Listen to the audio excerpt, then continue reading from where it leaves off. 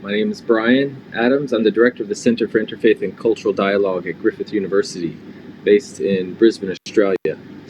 And as is customary here in Australia, when beginning any official gathering such as this, I'd like to acknowledge the traditional custodians of the land on which we meet.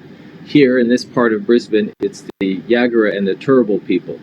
And I pay my respects to their elders, past and present, and hope to continue to work with their up-and-coming elders for many, many years to come. Now we have one of my very favorite topics that we're discussing, or two of them that are combined, in fact, practical ideas around resolving or addressing some of the climate and environmental challenges that face the world.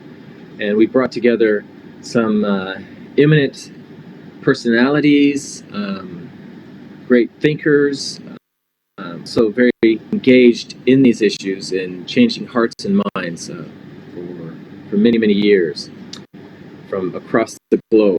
And so I would like to start us off by inviting Rabbi Itzhak Dayan to speak with us. He's the chief rabbi of the Jewish community in Geneva, Switzerland. Rabbi, you have... Thank you, Mr. Moderator. First of all, I would like to thank KAICIID for inviting me for this important panel. Ladies and gentlemen, excellencies, Mr. Moderator, I just want to say that during centuries, a harmonious balance existed between man and his environment. Since the beginning of the 19th century, the modern man, especially in rich countries, has dilapidated the natural resources. He has infringed the laws of nature to satisfy his growing needs, inevitably creating an increase of greenhouse effect gas emissions that are responsible for climate change, which threatens more and more to devastate the planet. The liberation of man from the object of his desire should also allow him to become aware that the riches extracted from the earth can be exhausted. And therefore, he must put a limit to the frantic race to satisfy all his needs. Fortunately, conscious of this necessity, movements for the improvement of the environment have been created in Europe, and these movements, which have gained in strength over the years, have succeeded thanks to their work and their tenacity to impose laws for the protection and nature. They now sit at all European parliaments, and their political power increases constantly. What's the position of Judaism in view of the present problem? In the Jewish tradition, the tree occupies an important place. It's so written in the Midrash, Bereshit Rabbah, that God created the world, that when God created the world, the first thing he did was to plant trees. Vayita Hashem Elokim Gan be'Eden mikedem. God the Eternal planted a garden in Eden towards the east. God the gardener. That was the first occupation of God at the moment of Genesis of the world. וכי תבואו אל הארץ ונטעתם כל העץ מאכל. When you will enter the promised land, you will plant some fruit trees.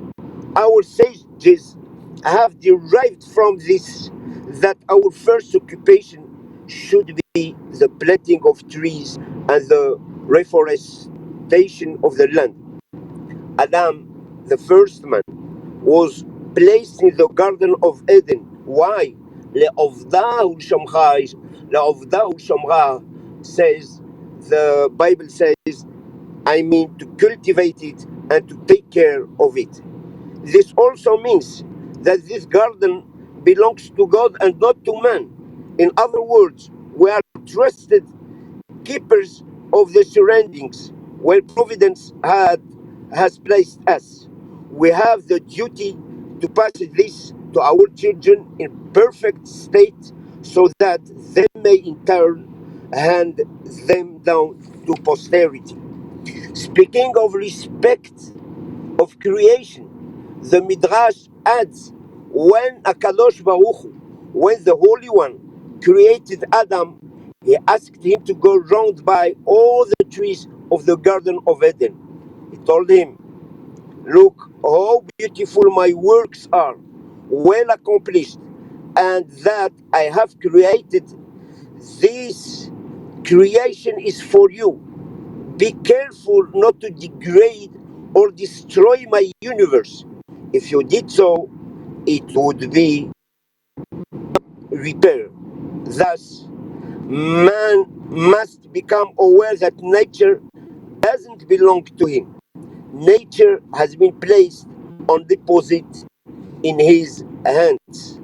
תן דעתך שלא תקלקל ותחריב את עולמי. Be careful not to degrade and destroy my universe.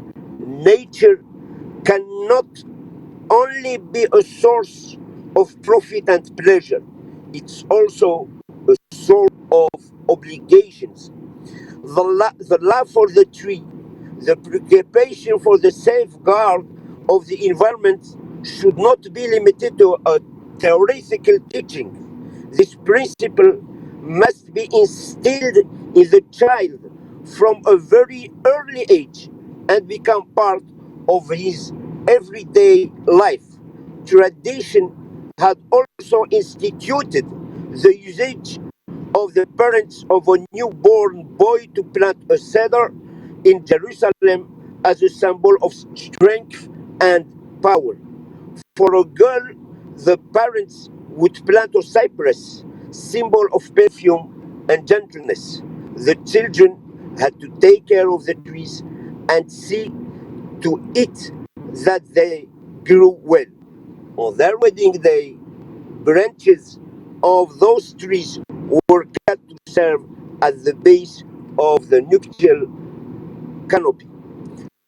The cern for the love and protection of nature is found in the phrase taken from the Avot de Rabbi Natan. And Rabban Yochanan ben Zakkan said, if you are planting a tree and someone comes to tell you that the Messiah has come, continue planting your tree. You will go to greet the Messiah afterwards. Yes, the much awaited Messiah will wait for a few minutes for the planting of the tree to be completed, without which no life would be possible on the earth.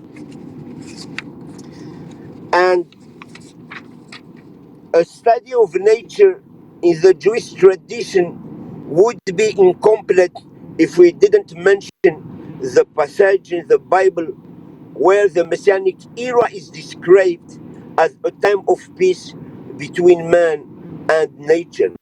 This extract from Prophet Amos should suffice. The days will come, says the Eternal, when the farmer will meet the harvester, the one who treats the grapes with the one who plants the seeds. The mountains will be streaming with the mass of grapes, and the hills will become liquid.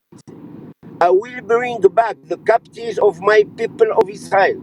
They will restore their destroyed cities and will there. They will plant vines and will drink their wine. They will cultivate gardens and will eat the fruits.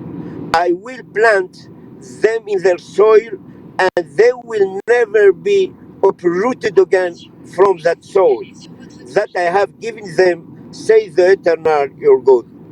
Incomparable is the biblical metaphor that says, and I will plant them in their land, because it describes the harmony that exists between man and his natural environment that we must protect and take care of any cost. Thank you, ladies and gentlemen, for your attention. Thank you very much, Rabbi Dayan.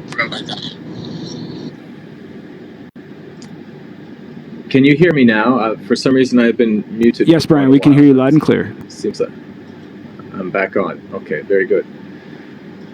Thank you, Rabbi. Before you go, I know you have to head off.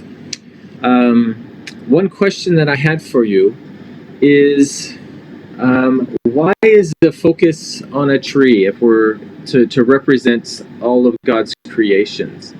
Is there a reason for that choice as opposed to, say, fruit or some other aspect of the Garden of Eden? Why is it a tree? You know that in the Bible it's written the man was compared to a tree. He has roots. He has, say, it's an inversed tree. The racing, the basis is in the ground. There is three parts in the tree. Okay, the branches and the how to say the roots, and the between the branches and I don't say how to le tronc. Okay, so the man was compared to a tree in the Bible. That's why we are speaking about the tree. But the tree in general symbolizes the whole creation, the agriculture. Yes. And that is because it has roots in the earth, but also stretches to the sky. It kind of encompasses all of creation in its one being, perhaps. I don't hear you. Once again, please. Okay. Well, I said that is perhaps it's because it encompasses all of creation and that it has its roots in the ground, but it also stretches into the sky. You are right. That's why I told you that it's let's say the roots for the trees are in the earth, but the man, his roots are in. Okay, it's in inverse tree. The man is an inverse tree. The power of the tree comes from the ground, But for the man, his power comes from spiritual values. Thank you very much. I wish you Shabbat Shalom. Shabbat Shalom, bracha ve'atzacha. Bye-bye. Bye-bye. Now we would like to turn to His Grace, Bishop Marcos, Bishop of Shubra Al-Khaim of the Coptic Orthodox Church in Egypt. Your Grace, please, you have 5 minutes.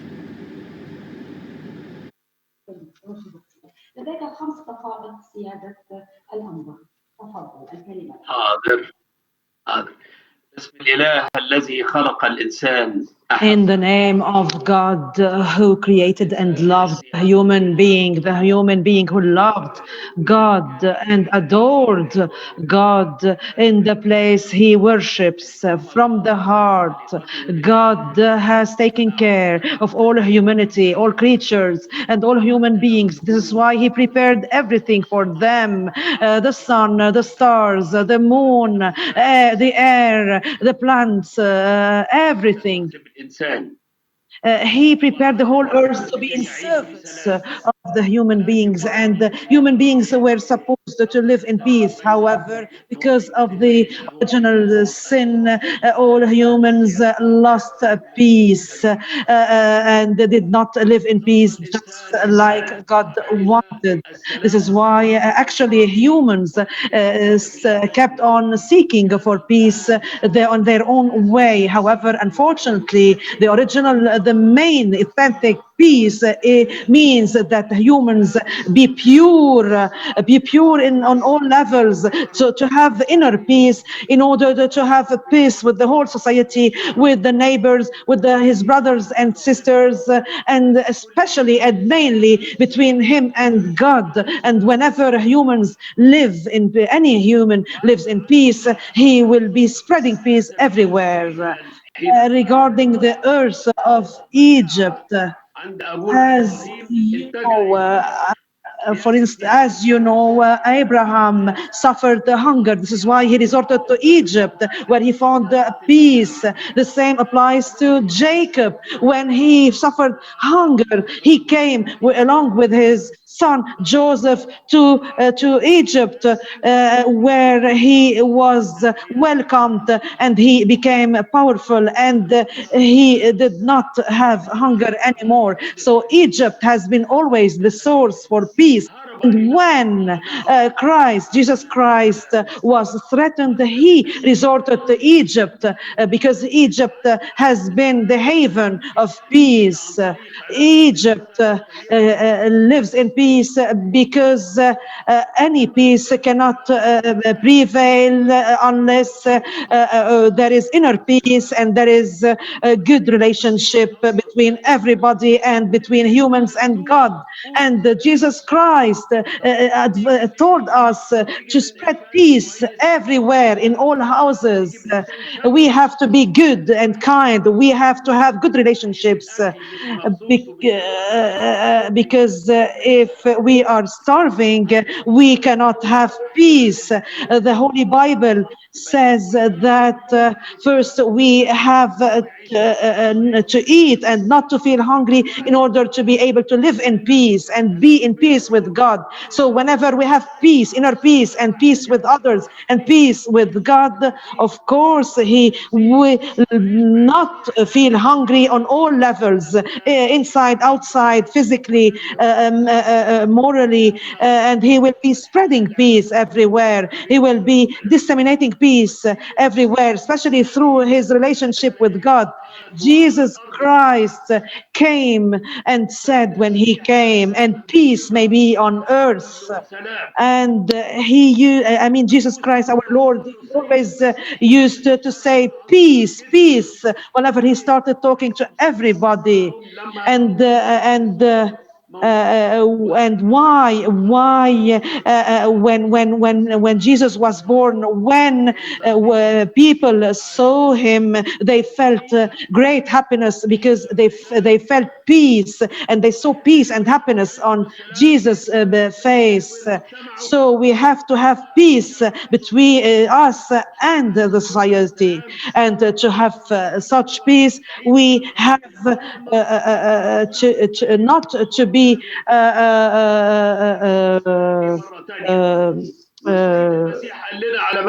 hungry, not inside, not outside. This is the real source of peace.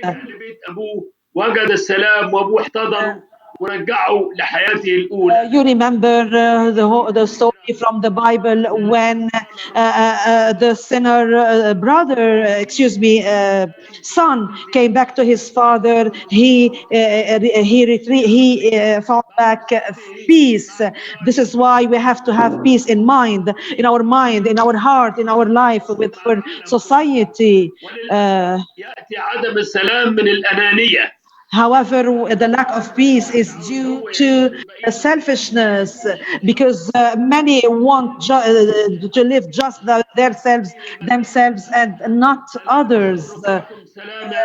We remember the Lord Jesus Christ said, I leave peace for you, peace of God. So we thank God for living in peace, and we thank God for everything, and for responding to everybody who demands help and needs peace, love, mercy, forgiveness, everything.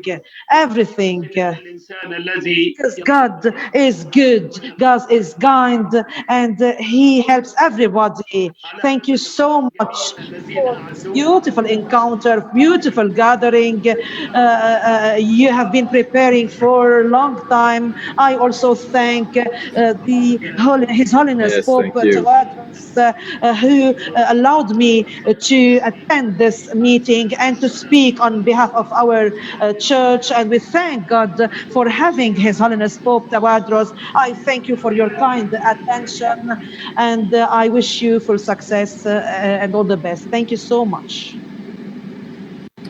Thank you very much, Your Grace, and it's been a pleasure having you, and I hope you can continue to be with us for the rest of the session and answer questions that may be posed to you. Now, we will continue our travels across the globe, and this time turn to someone who's a little closer to what is my home here in Australia, and that will be Dr. Amana Nurish in Indonesia. She's a KAICIID fellow, of course, but also a member of the Indonesian Consortium for Religious Studies with a specialization in anthropology of religions.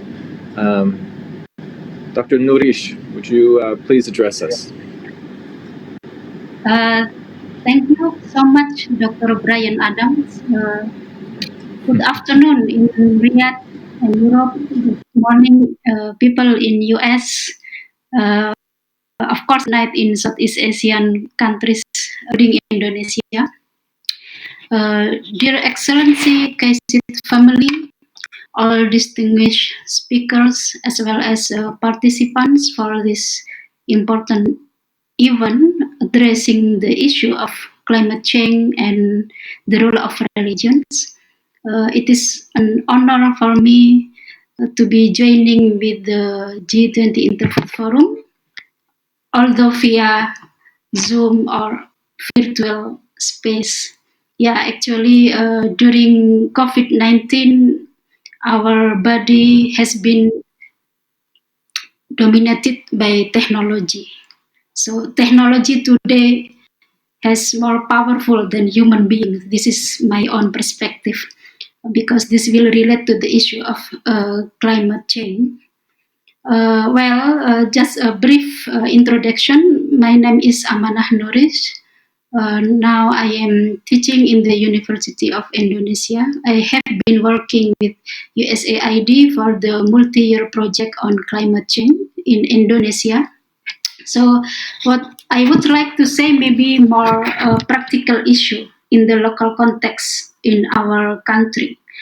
When we speak about climate change, I think there are three major issues. Firstly, we need to be aware of the consequence. So we cannot deny the climate change is happening and threatening our food.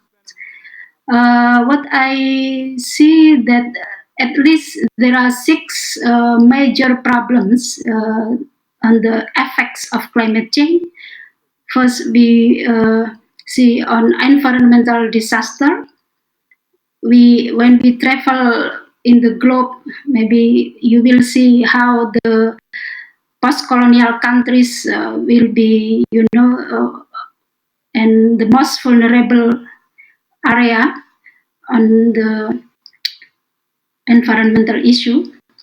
And the second one, deforestation. Of course, we have a degradation of our tropical forests, not only in Latin America, but also in Southeast Asia, including Indonesia. And the third one, we have a problem on food as well as clean water crisis. This is the fact that most of post-colonial countries, we are struggling to get a clean water and healthy. The fourth one, we have also problem on air pollution. This because of the global warming, the effect of climate change. All of this will impact on poverty and equality and human rights. And then for this all package of the issue on climate change and the consequence of climate change, this will affect a conflict also terrorism, and then war, in quote. So what we can do as the religious community, we have seen that the most majority issue of the climate change due to economic and technological development. We have seen many massive industries in Asian countries, especially the mining, the oil plantations, and all those things actually because of our greed. Humans are very greedy. We have to say that. We want many things in our lives, but COVID-19 give the lesson for all of us that actually life is so simple. We eat only what our body contains. We need a clean air to breathe and very simple life. But how can this problem of climate change become so massive? What is happening with human being? We have religions, we have faith, we have moral values in our life, but sometimes we ignore the issue of religion. So, in personal experience, we need to work together. We cannot work alone. Yeah, I mean, united is the requirement. First, we have to work with government level and religious leaders, local indigenous communities, activists, scientists, and leaders in all levels. So these We three have about measures, 1 minute left, Dr. Nourish. yes, these three measures are the key issue of the climate change and its consequence. So let me give the recommendation of this climate change issue. First, at the government level, policy strategies on the mitigation of the effects and risks of climate change need to be put into local perspective. And the second, strengthening sustainable education and the challenge of climate change from the point of view of religions and values at the level of formal education. And strengthen coordination between religious leaders on environmental education and the challenge of climate change. The last one, encourage religious communities to engage in the protection of the earth and to protect themselves against the danger of climate change. Thank you for listening. Thank you. Thank you very much, Dr. Nourish. I appreciated how you wove in the broader commonality that we all have struggling through this pandemic, the COVID-19 challenges, with the theme that we had today. It's a very powerful presentation. Now, for the benefit of all who are joining in with us today, welcome again. We want to let you know that we're having brief presentations by each of the speakers, but that is not all that you will have from them. There are also opportunities to ask questions for each of them. So please feel free to put that in the chat function. And remember to also add your name, where you're from, or what organization you're affiliated with. Now, we're now moving back across the Indian Ocean towards the great land of Africa, in particular Nigeria. We'd like to invite Dr. Awwal Abdul Salam to speak with us. He's on the Supreme Council for Sharia in Nigeria and also a professor at Kaduna State University. Dr. Awwal. Well, thank you, Brian, and it's an honor to be on this panel to discuss this very, very important issue. I learned a lot from the presentation by the rabbi, the father at the beginning. The climate is changing. Nobody is doubting this. Even the saying the climate is not changing. The reality is the climate is changing, whether it's anthropogenic or natural. And this is because the impacts are everywhere, most especially in Africa, in West Africa in particular. And it's not only Africa, the impact of climate change is felt everywhere. The wildfire, the ecological disruption, the sea level rise, the change in pattern of rainfall, and the uniformity in the rise of temperature. So this is real. Why is this happening? I think the three speakers have mentioned it, and I will put it in maybe in a very simpler way. That's the attitude. Dr. Nourish mentioned greediness. The rabbi mentioned corruption of man. So attitude is the major problem that brings about climate change, and this attitude is what lead to greediness and lead to more activities and more demand of human being to the extent that he spoiled or he contaminated the environment. The Quran is saying in a verse, a beautiful verse in the saying, "Kulu washrabu wala tusrifu." Allah is saying, eat and drink from the resources of the earth, but don't waste. So this is a very powerful verse from the Holy Quran. And in another verse, Allah is saying, "Tufsidu ba'da islahiha." Don't corrupt the land after it has been cleansed. So what I'm trying to put, whatever is happening about climate change, scientifically has been proven that it's the activities of man. So it's the issue of attitude. And why I cornered this issue of attitude is I'm coming to the real main practical partnership that will pose and will help in subduing this climate change. So here we have the policymakers on one angle, we have the religious leaders, and we have the scientists.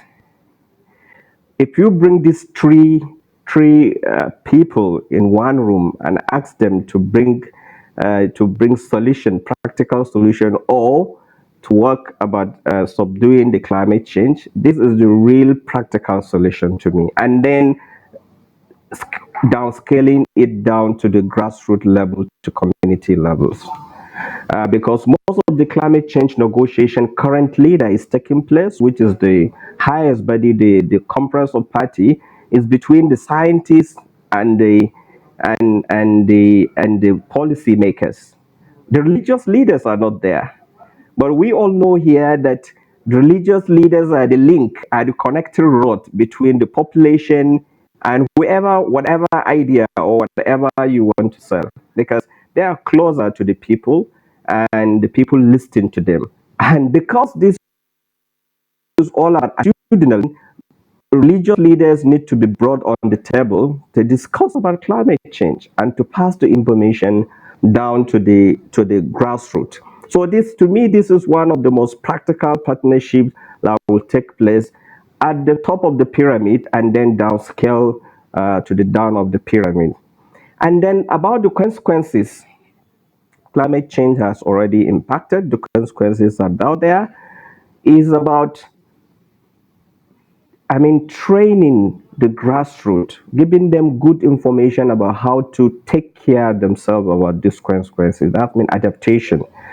And also religious leaders, faith organization can play a very, very important role.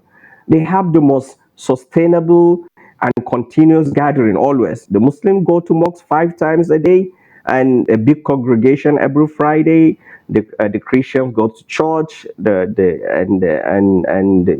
And all other religious bodies, they have a congregation whereby they trust the leader and they can use any information that he provides with. So when it comes to dealing with the consequences, also the religious leaders need to be involved for practical solution. And what's the solution here? Already there are ideas working, especially in some countries. Grassroots ideas have been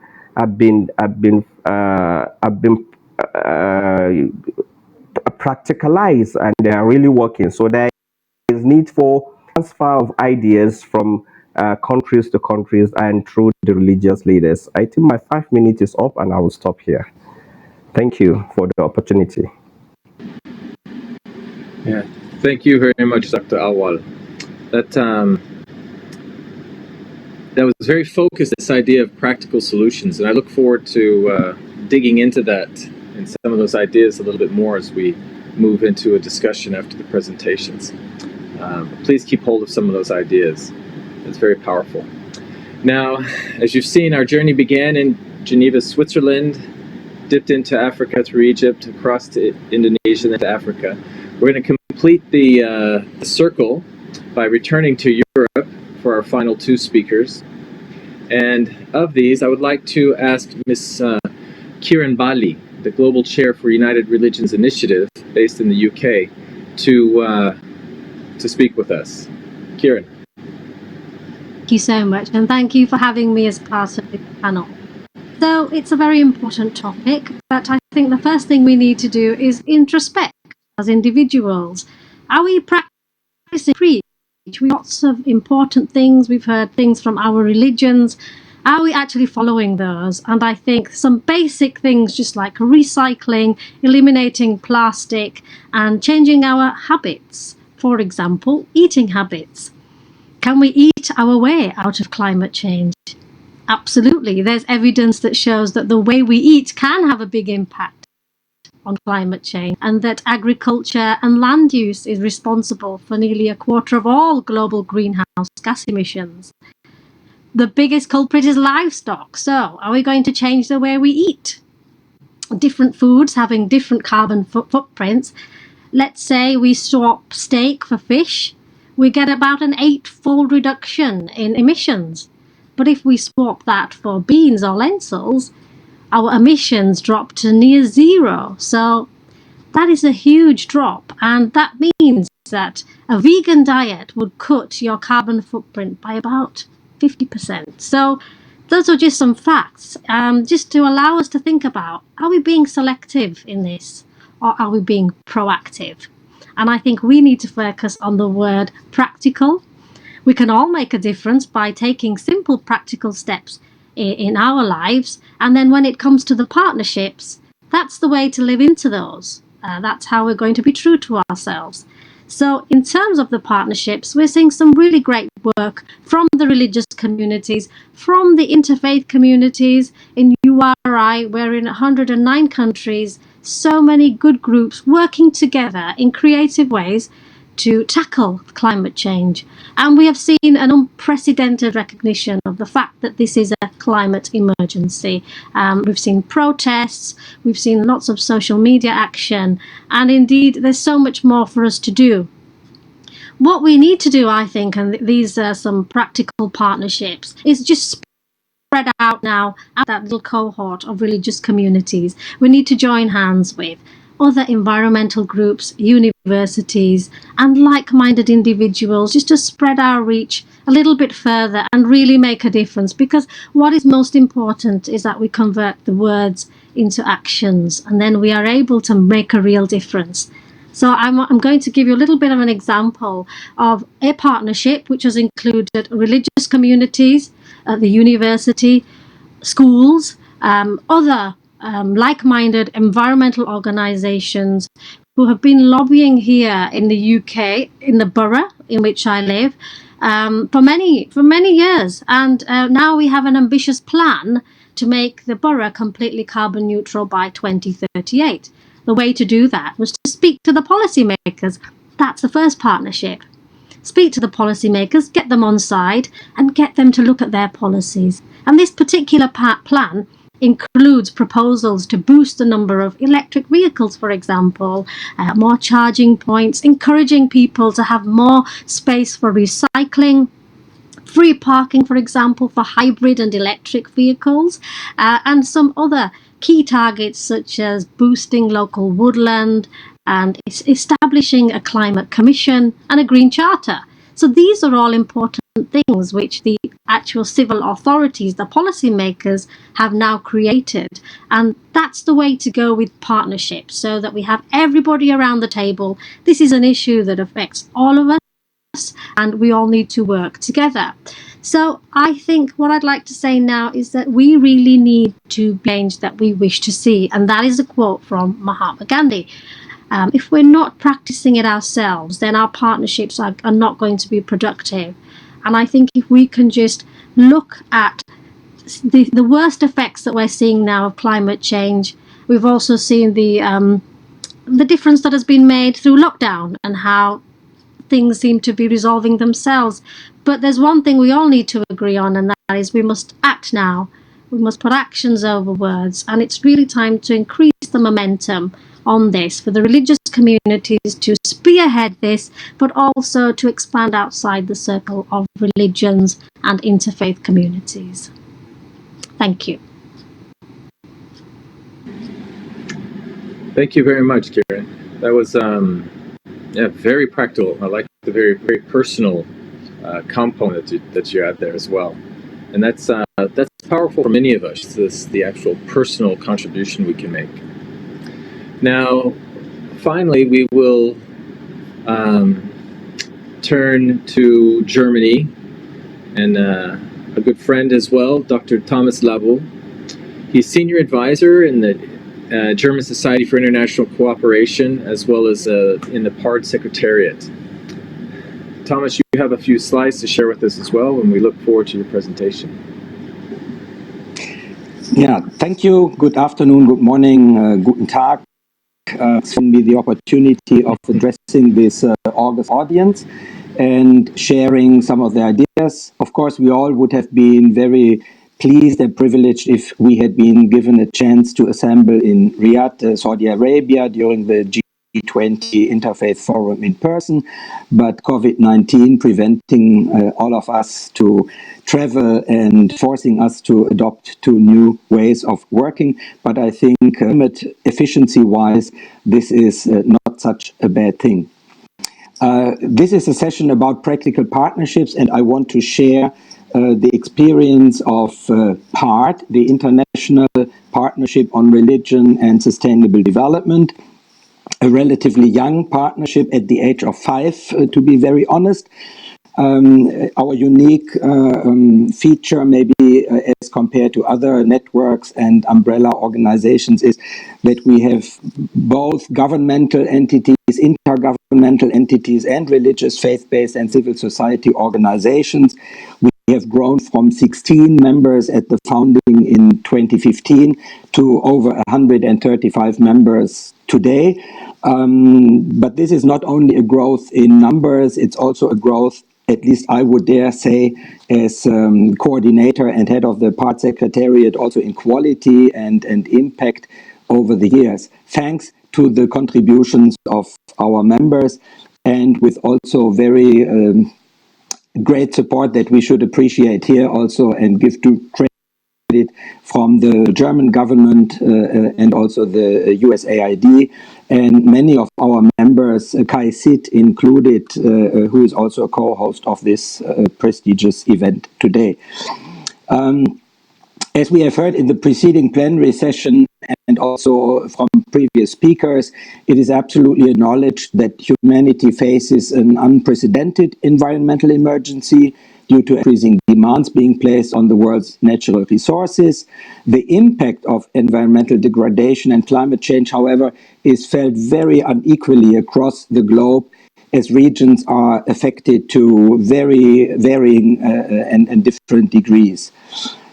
Climate change is severely damaging the potential to produce food in certain regions, and water insecurity is acute or extremely acute in many parts of the world.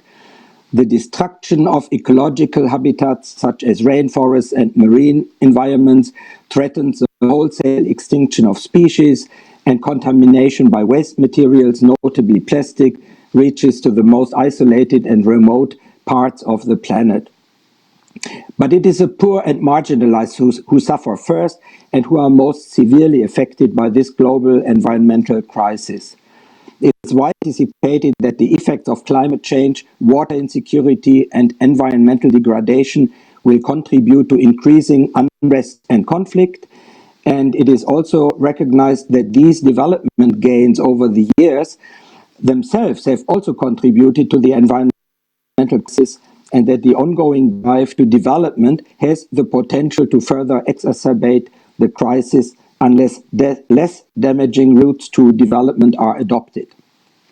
On that basis, I think it was that part was created, a multi-stakeholder partnership in the spirit of the Agenda 2030. In 2015, 16 organizations from the UN, governmental entities and faith-based organizations assembled and formed this partnership. I don't say that this is the one and only, it's one of many, but I think the work we are doing brings together also these other networks in a very coherent way and stimulates new strategic alliances across those institutions. One of our flagship projects, and I can say that because I'm not directly responsible for it, so due credit should be given to the co-leads of this work stream, what We Care, and it is on water, environment and climate action. And the premise of this We Care work stream is that faith actors and faith-based approaches have an important contribution to make to global efforts to reduce, prevent, and reverse environmental degradation, and to help also mitigate the damaging and life-threatening effects of climate change and the environmental crisis, as described in those four in particular development goals, sustainable development goals 6, 13, 14, and 15. The assumption underlying our cooperation in this work stream is the premise that faith-based approaches and faith actors have the potential to contribute positively to global efforts to address environmental, water, and climate issues and have an impact in a way that adds unique value and complements non-faith-based approaches and secular non-faith actor-led engagements. But this assumption, of course, needs to be tested and verified with evidence, and that is also where I invite the audience to put a critical spotlight on the work we are doing, what we have done with achievements. It's the launch of We Care resource catalog.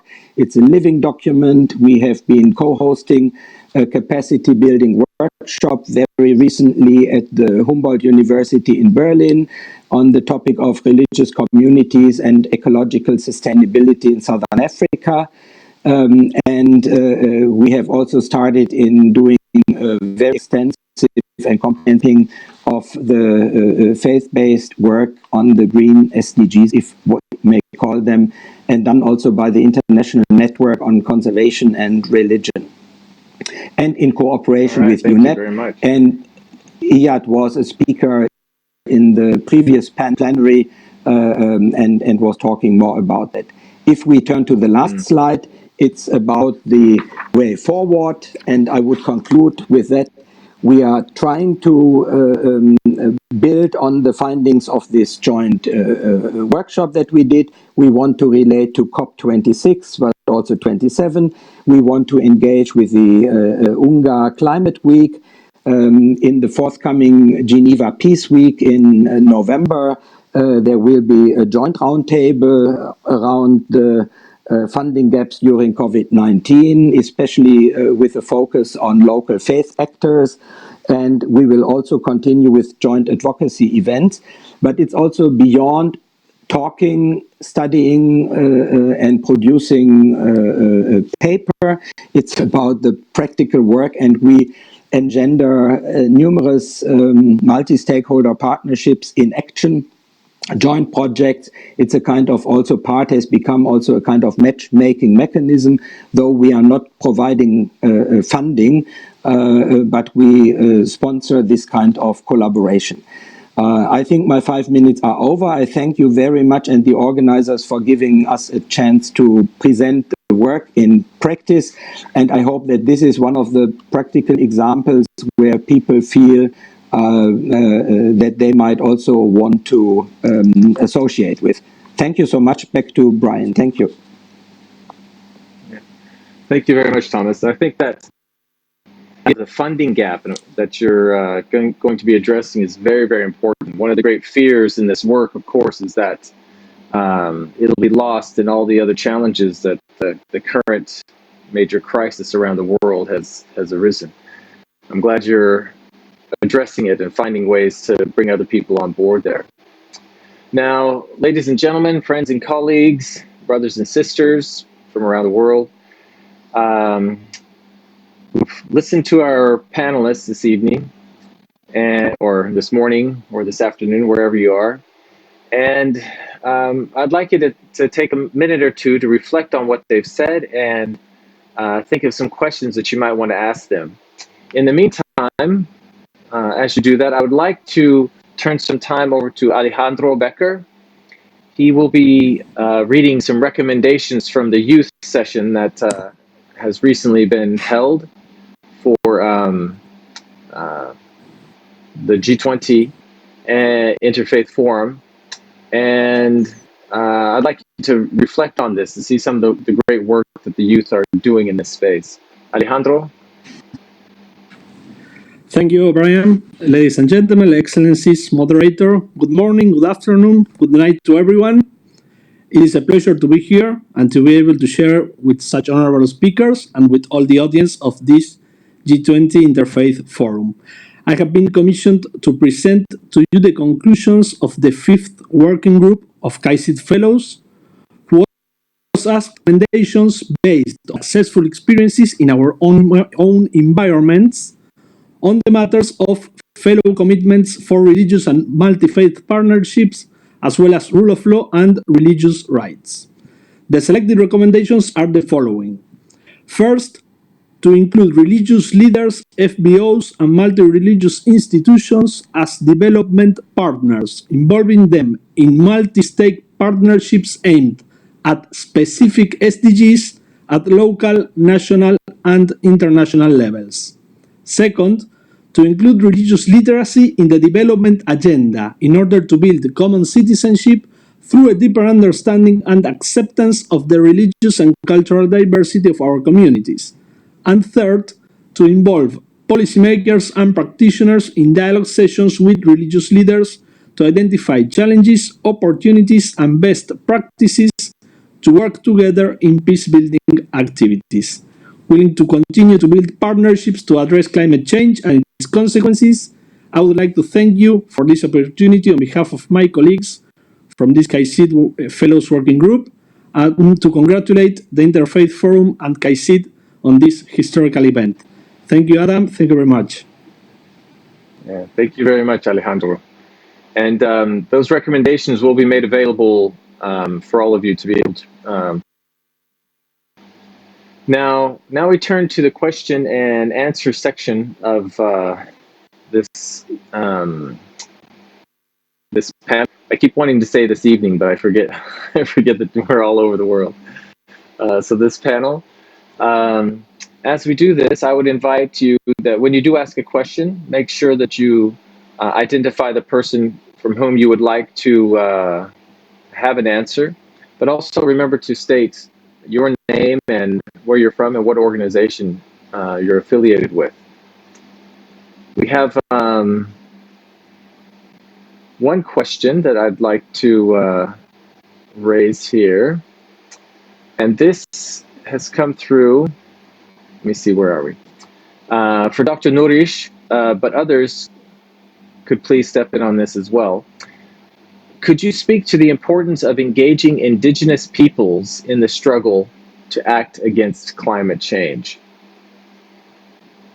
Dr. Nourish.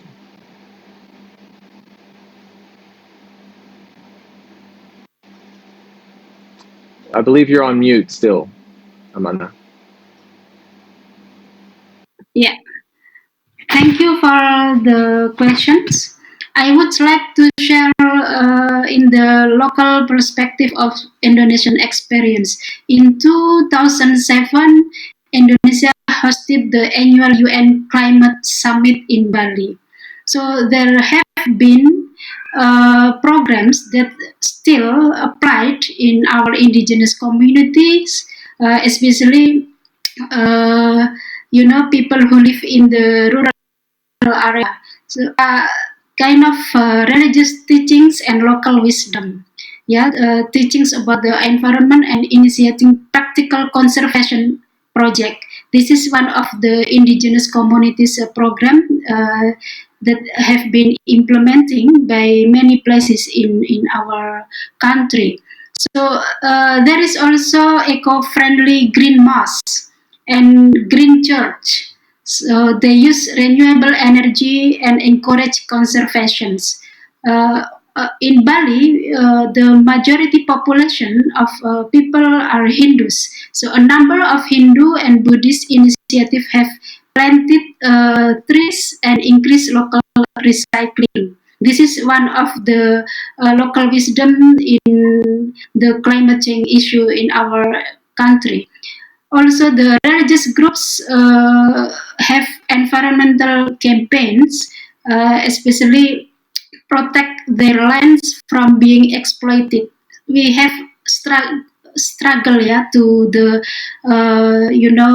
multinational corporations, mining, also the deforestation, palm oil plantation, and many things that affects our forest. This is one of the example in our country. So we use, of course, indigenous community as one of the important, elements working together with local government as well, and all activities related to climate change and the religious values, ethical values. So yeah, this is kind of the local perspective of climate change in this context. Yeah, thank you. Thank you very much, Dr. Nourish. Now, I realize even the term indigenous is contested, or at least it's very contextual, and it would mean something very different in Nigeria as it does in Australia, for example, or in the UK. But with that in mind, any of our other speakers, do you have thoughts to share with us, or even experience in working with First Nations people, Indigenous, or other locals around some of these issues? Yeah, I could share. In URI, we have some fantastic cooperation circles consisting of our Indigenous sisters and brothers, and the work there, the environment, well, there is just so much we can learn from that.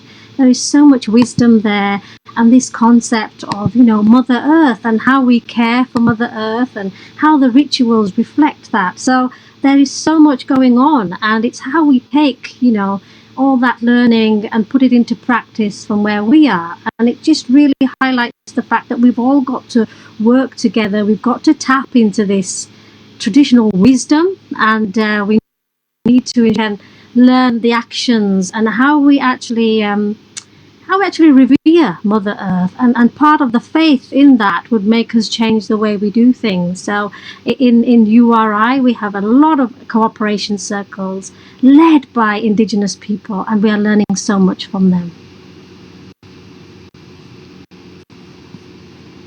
Yeah, thank you, Karen. And that's a very practical partnership. Are those circles, the dialogue circle that you mentioned? That's actually some powerful engagement there.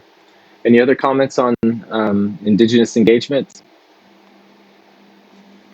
Well, in Nigeria here, since 1960, we have forest reserve, good forest reserve, and beautiful ecosystem that are preserved.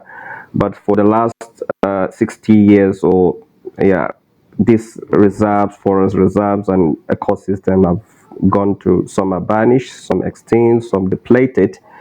And the best way, based on research and consultation, is to engage the locals in protecting this this ecosystem, be it forest, be it wetland.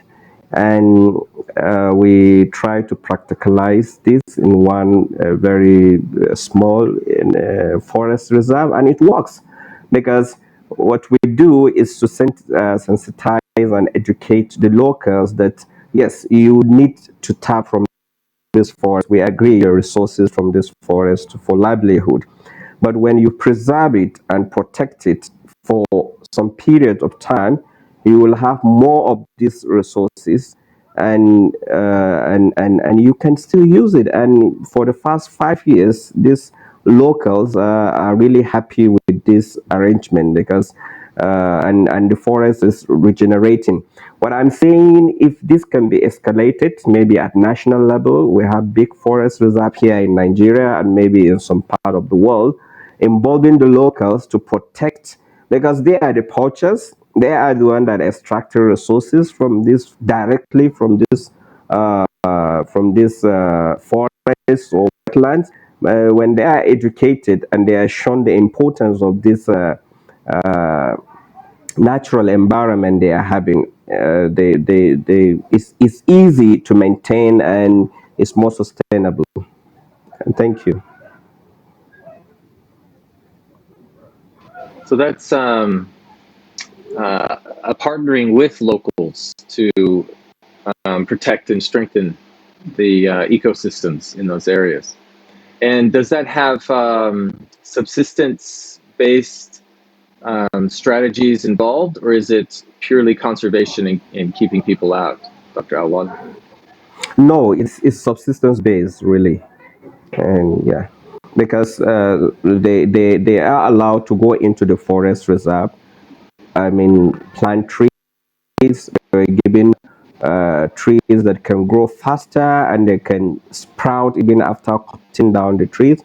So they extract their firewood, they can extract whatever resources, and at the same time maintaining the forest reserve, and also even selling out some of those resources and making some livelihood out of it.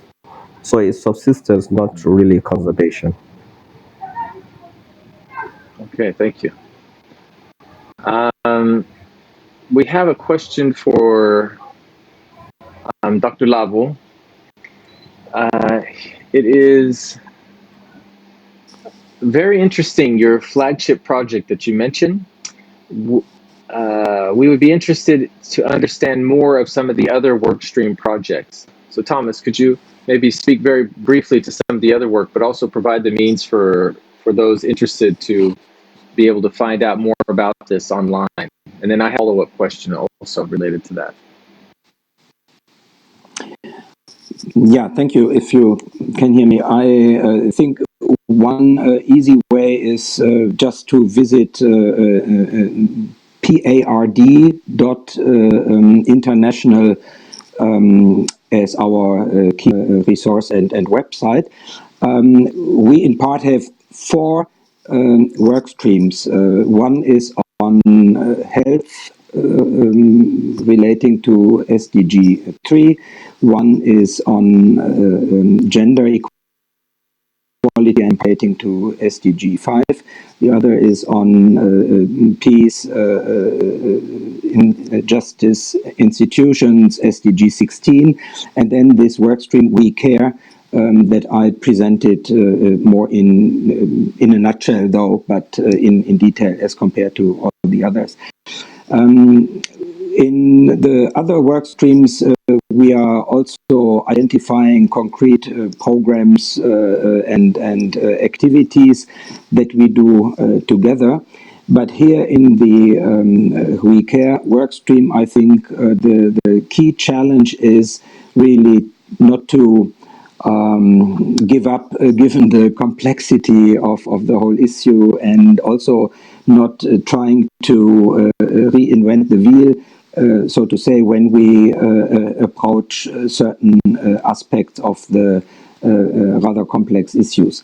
And this is where the forming of strategic alliances that I mentioned before is important. So not duplicating efforts, and where others do have a comparative advantage, I mean, it's better to link up with them and support. So we are encouraging very much to looking beyond our own confines within PARD.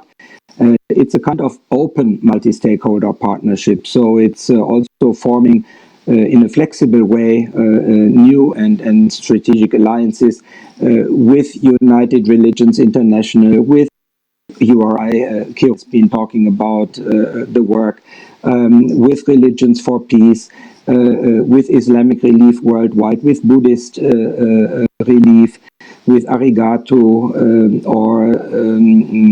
Soka Gakkai, Savodaya movements. So, I mean, these are all partners with whom we cooperate in a given time frame. The biggest challenges, though, to be very honest also here, is that being a relatively young organization and acknowledging that many of the headquarters of bigger religious organizations networks are in the global north, like in Geneva, in the US, in Europe, and that it's also, when it was formed, when it was established, set up, there was a certain ease to get some of the Christian, Catholic, Muslim organizations together. But a special question that came up here also to my mind about indigenous organizations, about traditional leaders, about non-Abrahamic religious traditions, which are not necessarily faith traditions, Hinduism, Buddhism. So I think there is still a lot of work for us ahead of us to be done. This is also why we think that the G20 Interfaith Forum provides an excellent opportunity of also learning of who is there, who is what, where might we find joint entry points for also our collaborative work. I hope that answers at least part of it. And when I said flagship project, I didn't mean it in a very international scheme. I mean, we are not competing with the UN. We are not competing with the biggest and greatest. So I think a little bit of honesty and maybe also frugal language would be appropriate here. Well, thank you for that insight as well, and I'm glad to see that you do have a vision for growing the organization kind of beyond the global north as well. There's wonderful work being done around the globe. Thank you very much, Thomas. Now, I would like to turn to His Grace Bishop Marcos, and I have a question for you. Bishop, you spoke of peace in a very rousing and passionate discourse. The question I have is, what is the connection between living in the peace that you describe and having an environmental responsibility or awareness of and love of our environment? Would you be able to speak to that for just a moment?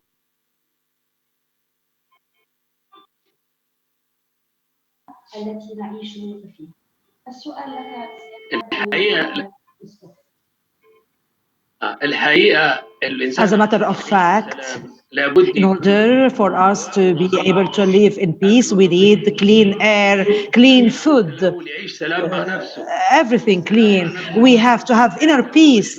We have to live in peace. How comes we can live in peace when the food, the drinks, anything else is not clean? You know, with the use of pesticides, when injecting some animals with hormones that are bad to our health. I wish all the production or the industrial sector would go back to the authentic old production when there were no health problems. For instance, generating electric power can be based on water, for instance, instead of using fuel or oil. This is why I would like to call on all houses, all families, to plant something, because thus there will be more oxygen. هيبقى ما فيش It سلام. will be بدليل healthier, لما and when it is healthier, there will be more peace. كانت مضطربه وقاعده في البيت تعبانه وفي شغلهم. You know, prior to COVID-19 crisis, many people used to feel lonely, to have problems, to feel sad. But later on, maybe this would change whenever we have clean things, we have a clean life, we will live in peace with everybody. Well, God has granted us peace and granted us everything. God has always taken care of us. He gave us oxygen and everything, but we were the ones to use pesticides and hormones and other things that are polluting the air and affecting the air and affecting the environment every day on a daily basis. So we need to clean the air, to purify the air from all the poisons of the factories. We need to do the same for the food, for the fish. You know, even there is poison in the fish. Even water, even when treated, sometimes there are poisoning residues that are not healthy. This is why, in order to live in peace, we have to have everything pure, food, drinks, everything. When I said that Abraham came to Egypt because he was starving, and in Egypt the people were full and replete, and the same applies to other examples, other stories. This is like we can see, for instance, water now being found or invented, if I may say, in the desert. So people should be kind and should be kind in all their relationship.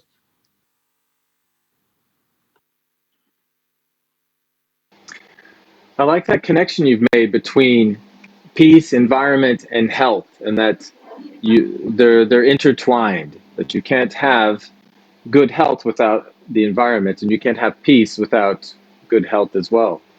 Thank you very much, Your Grace. Now, one question I have for open discussion, and I would love it if our panelists took some time to ask questions as well of each other. But one question I want to put to you, it was mentioned in the youth recommendations by Alejandro. Dr. Awal also raised this very specific issue. But I want to know how. How do we get faith voices represented at decision-making tables? How do we get them to engage, or how do we get politicians and decision makers to engage with these perspectives? What are the practical strategies that each of you have used in your very different contexts and your different points of leverage? Would anyone like to jump in on that one? I think it's so important for us to look at the fact that 8 out of 10 people, 80% of the world's population follow a particular faith. So we have such a large number of people who are part of a religious or faith community or a spiritual indigenous tradition, and I think that's just something we should celebrate in terms of numbers and the creativity and the action possible just with that community. Now, in terms of building these partnerships, we all know that the crisis we're seeing is not just going to impact one community, it's all of us, be as a religious leader or a politician or indeed anyone. And so the way to go about it is just that communication has to be there on the role of faith communities, what they're doing towards taking climate action and reducing their impact, how we lead by example based on our scriptures and our values and everything we adhere to, the fact that each of our religions talks about stewardship. And I think that's what we need to tell the politicians and the policy makers.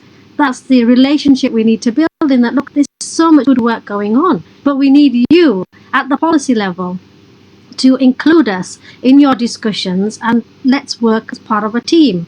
So what is important now is collective work, taking a holistic approach, but ensuring we reach out as members of faith communities to those leaders, to those civic authorities, to the policymakers, and really tell them what it is we're doing and how we can be part of the solution.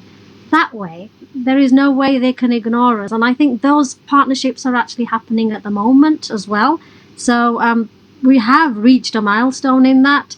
I think we need to work from the local level and then expand to the national and international level.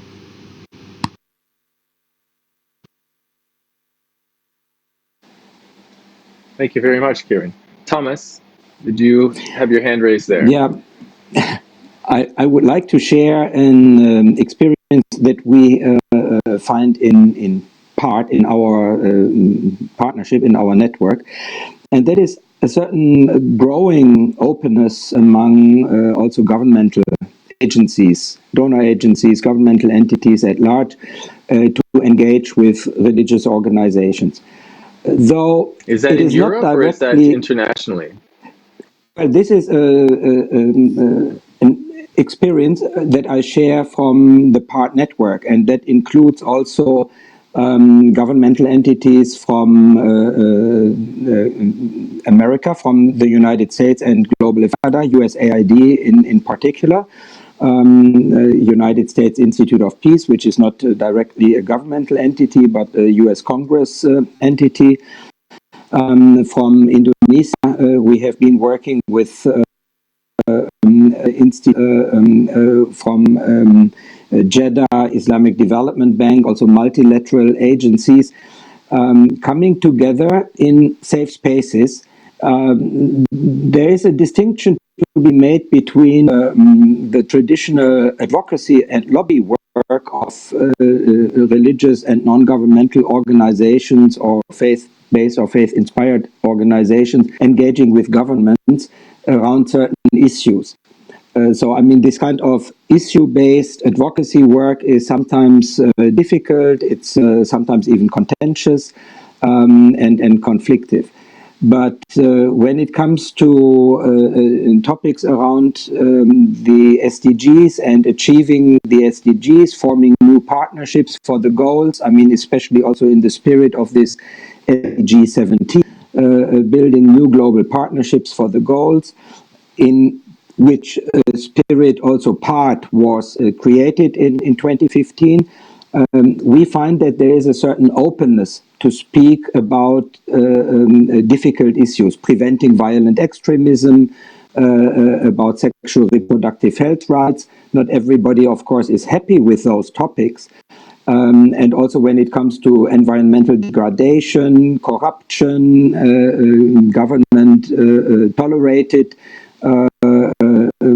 depletion of natural resources in a sometimes very in a way that ignores the rights of local indigenous people and so on. So when it comes to these, there is a growing preparedness, at least this is what I would argue in favor of, to engage more with multi-stakeholders. So it's governmental entities, religious and faith-based organizations, civil society organizations.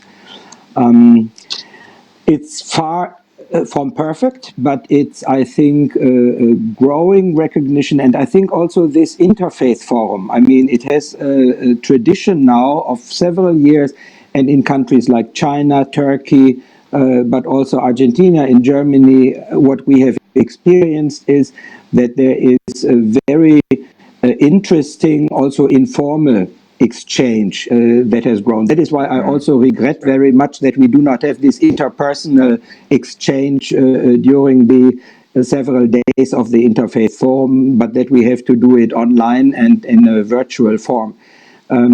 But this kind of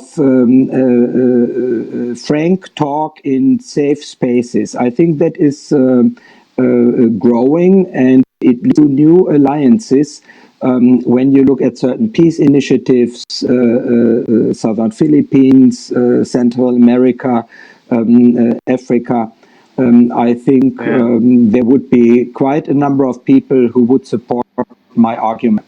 Though I must admit that I am maybe also having a kind of blind eye on certain aspects of this. I'm basically I'm an optimist in it. Yeah, we Sorry. have Over to each you. of our own experiences, and perspectives, and so I'm very glad you shared that. Two takeaways, if I can, from what you said, Thomas. One is if we're trying to build those connections with decision makers, that if we come with a broader coalition, not just of religious voices, but other civil society and other perhaps even educational partners, that strengthens that ability to gain the attention of and work with some of the political leaders or decision makers at whatever level. And the other point you raised was the creation of safe spaces to discuss these issues. And many of those can be informal adjuncts to more formal processes, and such as time in between conference sessions and things like that. So those are very useful. If I can add a bit of my own perspective on here, when we were creating the G20 Interfaith Forum concept, we actually drew upon a model that I've been using in my work for a while.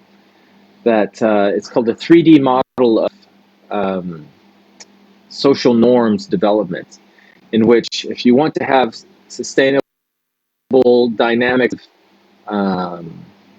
society and our social norms, it takes a bit of collaboration or respectful dialogue between three broad sectors. And those are the definers, the defenders, and the developers. So the definers are quite often the legislative bodies or policymakers, those who actually try to articulate what these values or norms or expectations are in our societies. The defenders, for example, in Australia, would be the judiciary, or even certain human rights commissions, for example, that they're to put some weight behind what these definitions are. But finally, and one that's rarely seen working closely with the others, are the developers. Broadly, we would see that in the West as civil society. It's where these values, these norms, these articulations of those values and norms are tested, where they're practiced on the ground, and where they're pushed and even evolved. And when we have these three sectors, not in lockstep, of course, but at least respectful dialogue and working together, is when we have a stronger, more dynamic approach to progressing our society together. So that formed the basis of how we decided to approach the G20 Interfaith Forum and make it a point. And fortunately, we were able to connect with something that is attractive enough, which is the G20, to then bring this way of people from these different sectors together to discuss these issues. We have some other questions coming through. Let me see here. So Dinesh Suna from the World Council of Churches in Geneva has a question. The faith-based organizations or local faith actors work on the issue of climate change based on their moral and ethical values and principles. Much before the UN mechanisms came into being, the faith communities have been addressing issues of sustainability for several decades now. But most of the faith-based organizations' work is unfortunately not evidence-based work. It can be brushed aside by the scientific community, which the governments, at least many of them, are guided by. How do we as faith communities earn our credibility of our work based on evidence-based study and research? And I might even add a twist on that. Do we need to have the legitimacy or credibility of our work based on the evidence? Or is there another foundation that is equally important? Is there anyone who would like to address that? So I think it's so important to have an evidence base for our work, but evidence can be presented in a number of different ways, qualitative and quantitative. And I think one example I'd like to give is that regionally here in my area in the UK, economic impact assessment of the role of faith communities, the content of faith communities to the local economy. Now that encompassed all the voluntary work that goes in, those hours of service, and in the end it culminated in a huge figure over millions, of pounds to the economy, just to show that there are people from religions carrying out this work in the form of selfless service, and it's not always easy to measure that because it's people's free time, but what we tried to do was put another perspective on that, and that is, how do we measure the economic impact of that? So the impact of that on the economy was huge. Faith communities are making a huge contribution to the economy. So that is one way that could have been measured. But I think at the same time there are so many different strands that we need to look at in our role as faith communities, the work we do on the ground. And URI has recently culminated a impact assessment of the work that goes on in our cooperation circles in a number of different countries, and how we measure that. How do we know we're successful? And I think that's important, not just for presenting to others, but for ourselves as faith communities to know when we're reaching certain milestones and benchmarks. Thank you. Yeah, very, very, very interesting insights there, Kieran. You talk about actually finding ways to measure the economic impact that faith communities have. That reminds me of some of the work of Kanan, for example, who does that in the United States. And we had a study here in Australia called CIROS. It was through Deloitte Access, where they looked at, it was a study on the economic impact of religion on society here in Australia. So there is growing work in that space. And that lends to the second point that you said there, if I understood, and it's actually measuring the impact of what we're doing. So rather than saying, here's the evidence for why we're doing it, it's showing the evidence of the benefit or the outcomes of living or following this particular perspective. All right, that's very practical points there. Thank you. Yeah, thank you. Any other comments in relation to this this question? I know, Norish, as an anthropologist,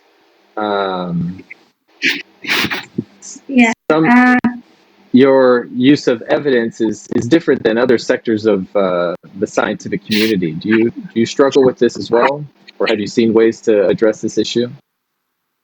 I have really struggled with the issue of cultural impacts. Yeah. So the local culture reduced a lot.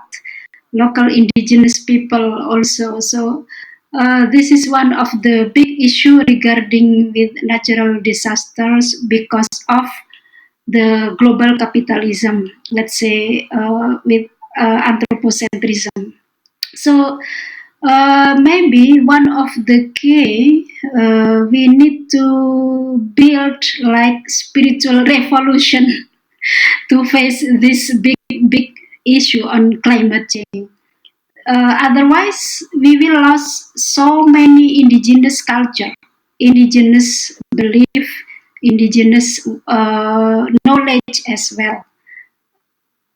Especially people who live in Asia, yeah, the deforestation problem. We lost almost 40 or 30% of our forests because of the mass industry, something like that.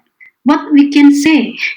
So we lost many things, not only as culture, but also as the belief system as well. This is very vulnerable in this century. I think 20th century is more ironic history after colonial period. This is what I am saying about global climate change. Yeah. Cultural issue is very dangerous that we lost a lot of local knowledge, local belief system, local culture, because of that. Thank you. Yeah, thank you very much. Yes. Now we have another question. This is from Haya. Let us reverse the trend. While asking governments at the G20 summit and others to adhere to religious values for the sake of people and their interests, but how do governments work to promote religious values in terms of preserving the planet? Or what are the roles of people in working side by side with their governments in order to preserve the environment in all its diversity? Is there anyone who would like to try to address those questions? Yes, please. I can. I think my sister Haya. I know her. This is the problem. Actually, who destroys the forest? Actually, government also takes part of this. So what we can do? We don't have to get indigenous people only, but we need to educate our government as well about building awareness. When they have program on economic development and the program of plantations and many things, this will seriously impact to our environmental degradation. Actually, government is one of the key issue to be more aware. I don't know. This is kind of a systematical issue in this context. Education in government level is very very important, and building awareness in government level must be priority, in my perspective. Thank you. Okay. Yeah, thank you. Any others have a counter perspective on that?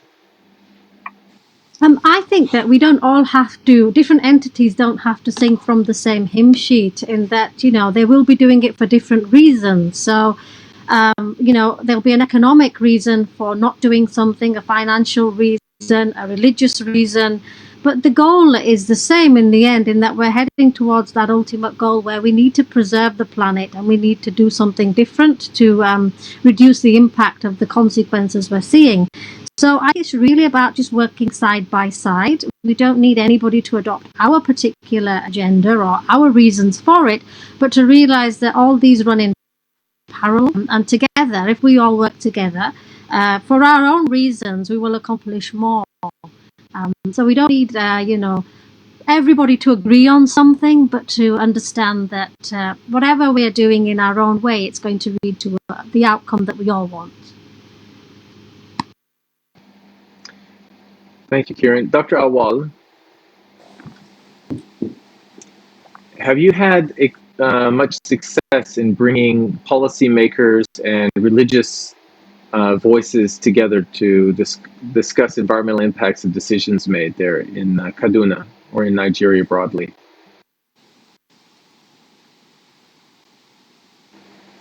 I believe you're on mute, my brother.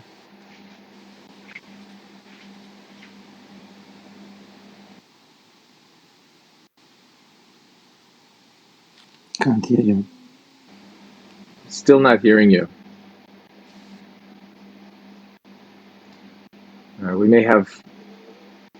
We do have glitches from time to time here, but let's we may come back to that. Do you have any questions for each other, panelists? You've been doing all the work. Now I'd like to give you an opportunity to enjoy your time here. Is there anything you would like to ask each other?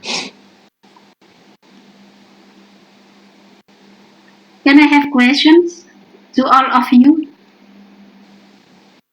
Yes. What is the most challenging issue when you face the problem of climate change? Very basic questions.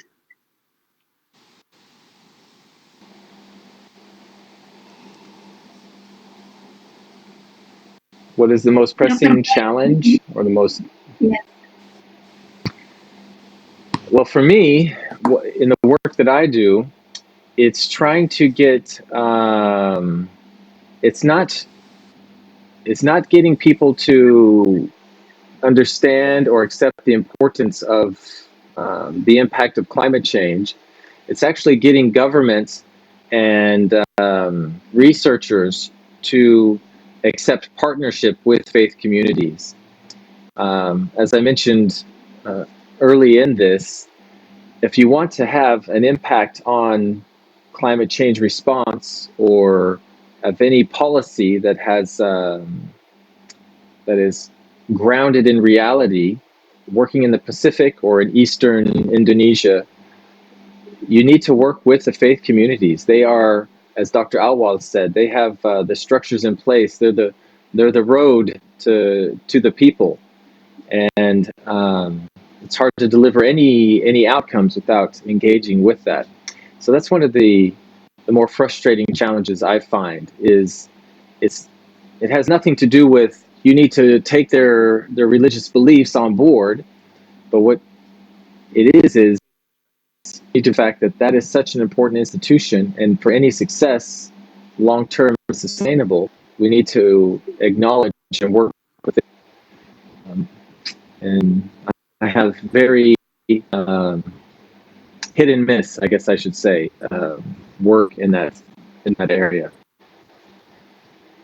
Thomas, did you have in relation to this, or did you have a question that you were wanting to add?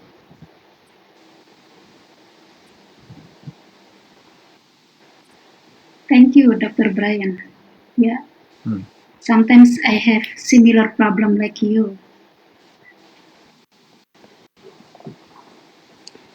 Well, I would love to learn from you some of the lessons that you've learned and the successes you've had.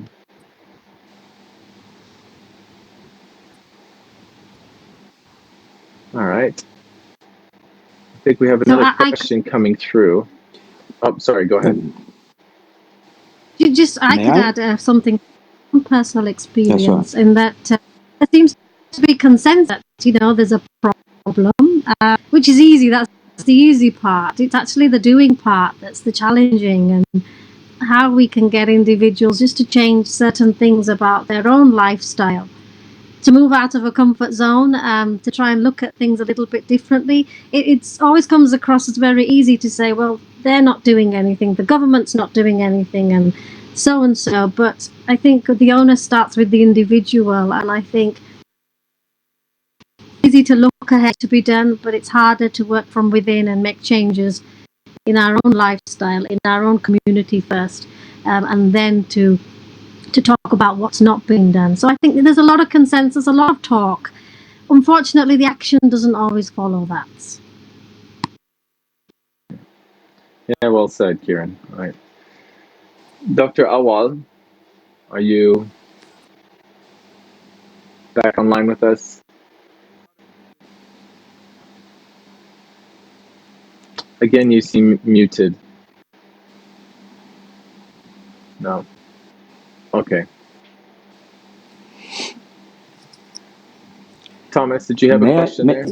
Yeah, I would like to compliment maybe on that, and I think there's really a disconnect between the level of consciousness, the level of awareness on the one hand, and the level of also personal behavior on the other, and also on the level of the political leadership's level of transformative power, if I may say so. See, our Secretariat of Part is based on, this is also the city where UN organizations like the UNFCCC, the Framework Convention on Climate Change, do have their offices.